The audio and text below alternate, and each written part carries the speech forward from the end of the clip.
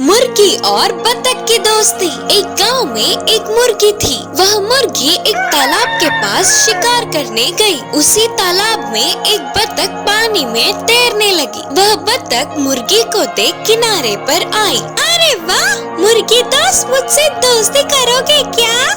बोलकर बहुत ही मन से पूछी बतख। लेकिन मुर्गी ने कहा, क्या मैं तुमसे दोस्ती करूं? मैं जमीन पे रहने वाली हूँ और तुम पानी में रहते हो।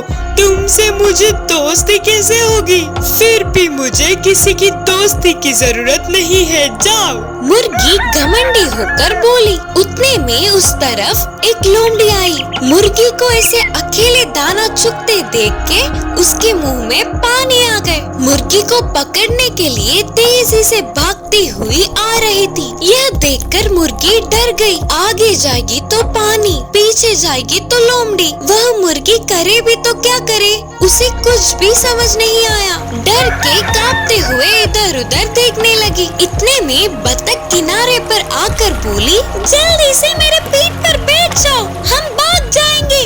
बोलते हुए जोर से चिल्लाई। मुर्गी उछलकर बतख के पीठ पर बैठ गई। तो बस बतख तेजी से पानी में तैरती हुई चली गई। इससे लोमड़ी अब ना कुछ कर पाते हुए निराश होकर किनारे पर ही बहुत देर तक इंतजार करके वहाँ से वापस चली गई। यह देख के मुर्गी ने कहा, बतख दोस्त, तुमसे घमंडी होकर बात किया ना, इसके लिए मुझे माफ करो। दोस्त क्यों होते हैं ये मुझे अब समझ आ गया। अब से हम दोनों अच्छे दोस्त बनकर रहेंगे। तो बतख ने खुशी से मुस्कुराया। उस दिन से वे दोनों मिलजुल कर रहने लगे।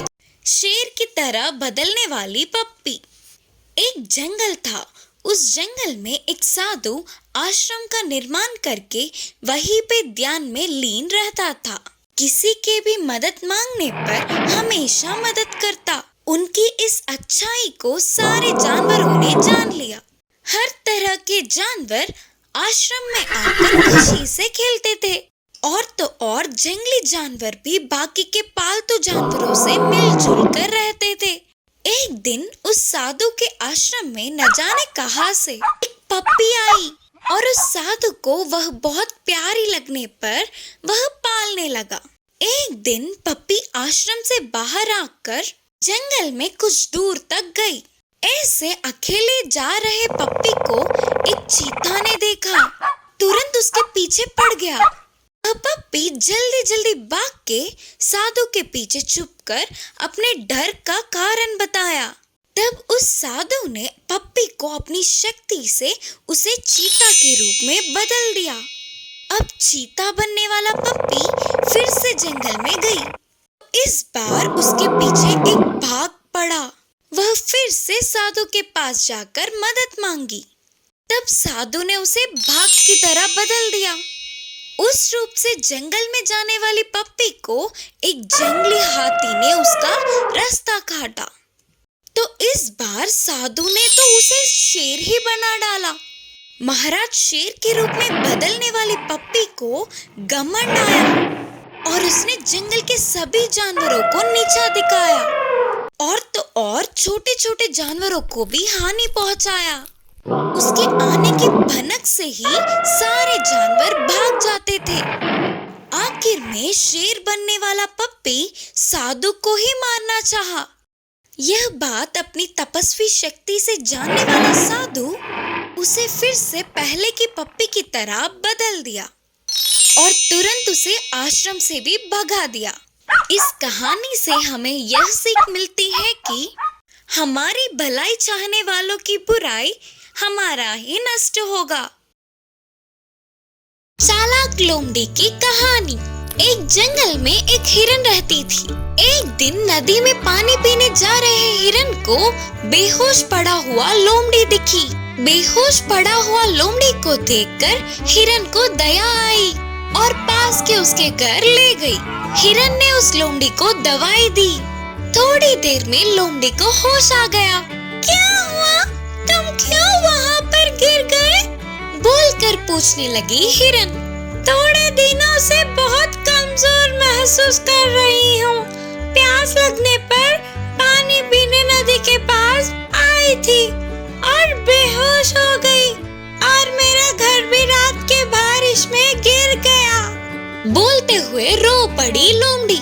हिरन को उसे देख बहुत दया आई और उसने कहा, कोई नहीं, दुखी मत हो, हम दोनों दोस्त हैं ना। ये यहाँ बाजू में ही मेरा घर है, अब से तुम यहीं पर रहना।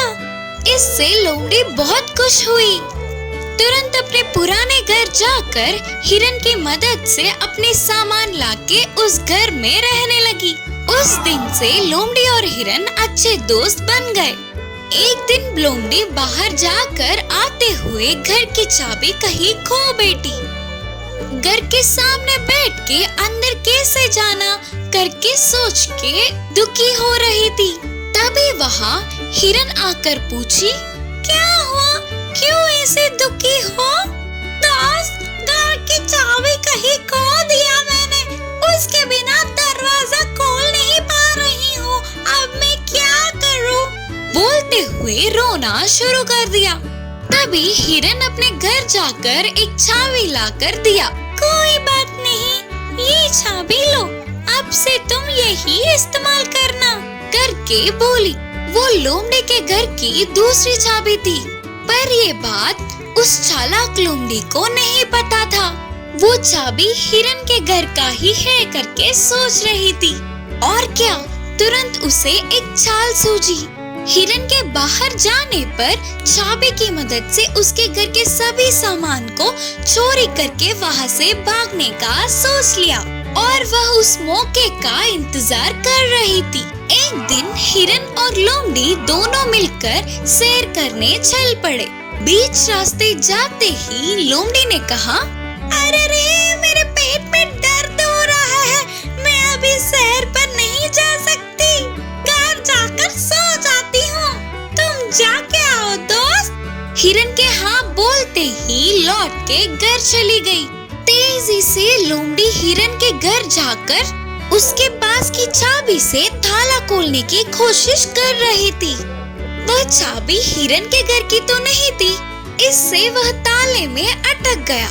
इससे डरने वाली लोमड़ी चाबी को घुमाने लगी तो उस ताले में और ज्यादा अटक गया। तो बस लोमड़ी को और ज्यादा डर लगने लगा।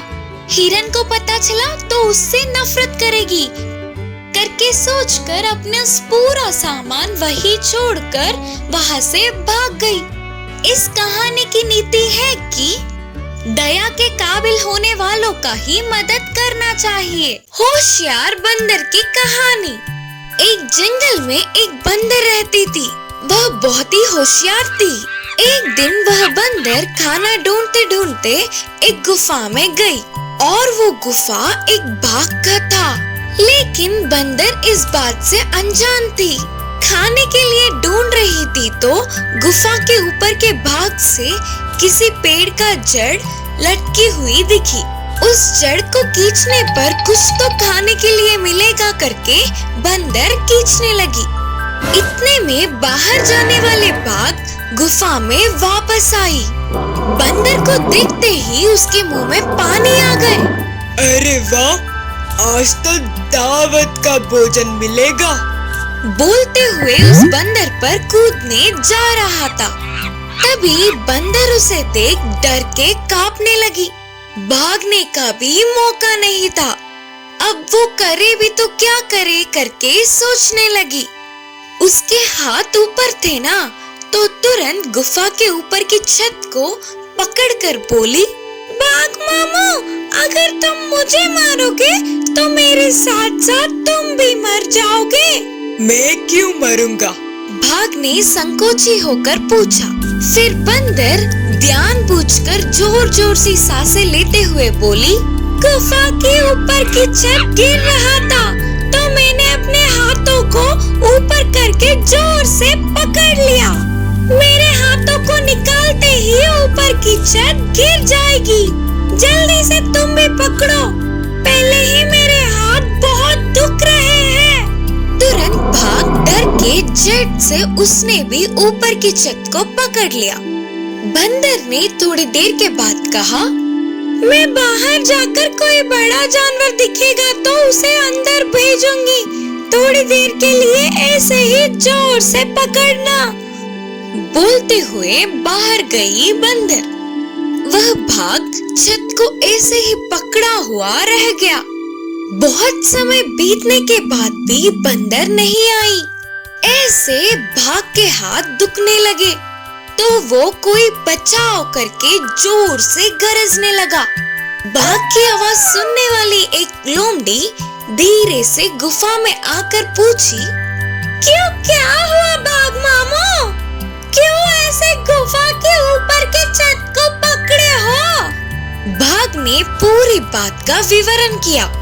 तब लोमड़ी ने हंसते हुए कहा, पत्थर से बना हुआ गुफा कहीं गिरता है क्या? ये तो तुम्हारी मूर्खता है। वह बंदर तो बहुत ही होशियार है, तुम्हें धोखा देकर कब की भाग गई। उसके बातों को सुनकर भाग, वह बंदर तो बहुत चालू है, सोचकर आश्चर्य हो गया। शेर और बाघ की लड़ाई। एक जंगल में महाराज शेर और बाघ राजा साथ में रहते थे, तो वे दोनों शिकार करने अलग अलग जाते थे। शेर और बाघ के आने की भनक से सभी जानवर वहाँ से भागकर छुप जाते थे। कहीं दूर एक जानवर के दिखने पर भी दोनों राजा बूढ़े होने पर अच्छी तरह से शिकार नहीं कर पाते थे। जो मिला उसी में दोनों बांटकर खाते थे। एक बार तो 10 दिन तक भोजन नहीं मिलने पर शेर और बाघ भूख से चिल्लाने लगे। ऐसे समय में उन्हें एक खरगोश दिखी। तभी शेर ने कहा, दोस्त, हम अलग अलग शिकार कर रहे तो सभी जानवर भाग रहे हैं। अब की बारी से दोनों मिलकर ही शिकार करेंगे। उसके लिए बाघ भी मान गया। दोनों के मिलकर एक साथ शिकार करने से खरगोश हाथ लग गई। उससे उन्हें भोजन मिला और वे खुश हुए। फिर शेर ने कहा, मिलकर शिकार करने का उपाय पहले मुझे आया था, इसीलिए पहले मैं ही खाऊंगा। यह बात सुनते ही बाघ को बहुत गुस्सा आया और उसने कहा, यहाँ पर है ही एक छोटा सा खरगोश, पहले तुम पूरा खा जाओगे तो मैं क्या करूं? दोनों मिलकर शिकार किए ना, अब दोनों मिलकर ही खाएंगे। उससे शेर नहीं माना। दोनों झगड़ने लगे। ऐसे लड़ाई बढ़ रही थी। ये पूरी लड़ाई पेड़ के पीछे से एक लोमड़ी देख रही थी। पहले ही दोनों बूढ़े हैं और भूखे होने के कारण वे दोनों बहुत देर तक नहीं लड़ सकते। यह बात उस लोमड़ी को पता था। लड़ाई करते करते दोनों थककर नीचे गिर पड़े। यही मौका देख लोमड़ी तेजी से खरगोश को लेकर भाग गई। बांटकर खाने के बजाय लड़ाई करने पर मेहनत का भोजन भी नहीं मिला। सोचते हुए बाघ और शेर दुखी हुए। इस कहानी की शिक्षा है कि किसी दोनों के बीच की लड़ाई का लाभ तीसरे को होता है।